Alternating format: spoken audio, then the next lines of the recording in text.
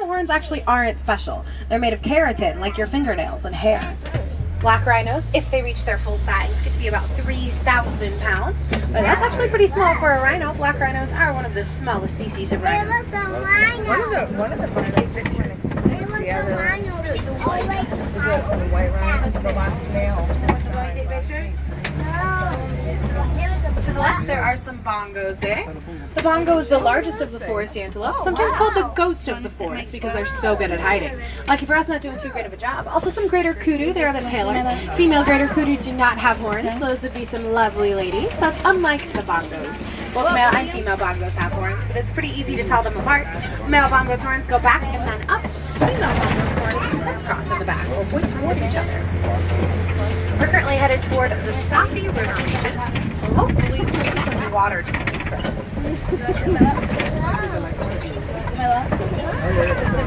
Oh, no worries, I promise I won't hit them. They'll fly. They know. The hippo out of the water down there to the right. It's pretty rare to see hippos out of the water during the day because much like you and me, they can get sunburned. So they tend to come out to feed at night. They head back to the water when the sun rises for the protection. No worries about all those vultures over there. They have a pretty symbiotic relationship. It's going to sound kind of gross, but the vultures eat the dead skin off of the hippo. That's beneficial for both the hippo and the vulture. It's mutually beneficial. Hippos are one of Africa's most dangerous animals, weighing in at about 5,500 pounds. To the left, there are lots of pink-backed pelicans on that island as well. They get that name because during mating season, some of the feathers on their backs turn pink. They are one of the smallest species of pelican, but their wingspan still gets to be about 7 feet long. A group of them is called a pod of pelicans. Another hippo over there to the left. Do you want to get Lucas? What side do you want to sit on? Lots of Nile crocodiles there to the left. The Nile crocodile is the largest species of crocodile in Africa. You can tell them apart from alligators because you can see their teeth when their mouths are closed. If you notice any with their mouths open, that's how they regulate their body temperatures. They can run at speeds up to 10 miles an hour, and this truck really only goes about 8 when they live over. I know what they're crocodile group names are pretty interesting. It depends on where they are. So if it's a group of crocodiles in the water, it's a float. If it's a group of crocodiles on the land, it's a basque. So either a float or a basque of crocodiles. If you're noticing a bit of a change in scenery, we are leaving the Little Ituri Forest. All right. To the right, that is a baobab tree. Baobab trees are also called upside down trees. That's because their branches look like roots.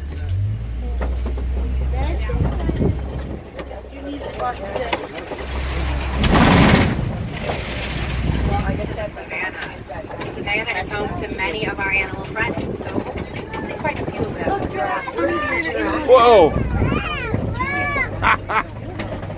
Giraffes are the tallest land mammal. The group was called the Tower of Giraffes. There's also Patterson's eland very close by there to our right.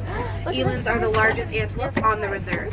Males get to be up to 6 feet tall at the shoulders. That means 6 feet tall with all 4 of their hooves on the ground, not including their head and horns. Females tend to top out at around 4 feet tall at the shoulder. There are 2 adult females there to the right, as well as 2 babies. Elands give birth to 1 calf at a time, so safe to assume that both of those females are moms. 2 babies, 2 moms. Lots of Ankole cattle to the right as well. They're the ones with the very large horns, and their horns serve a purpose.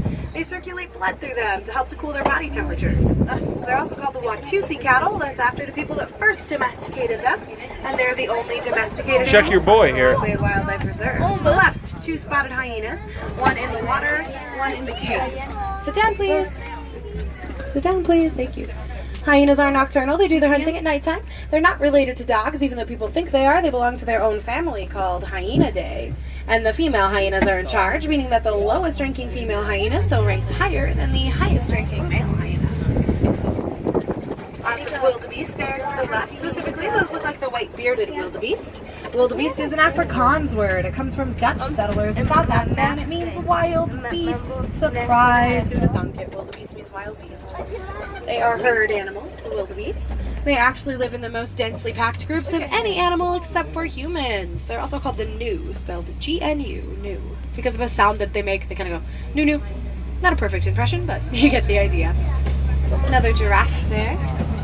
Giraffes spend about 20 hours out of their day eating. That might seem a little lazy to you, but it's actually not.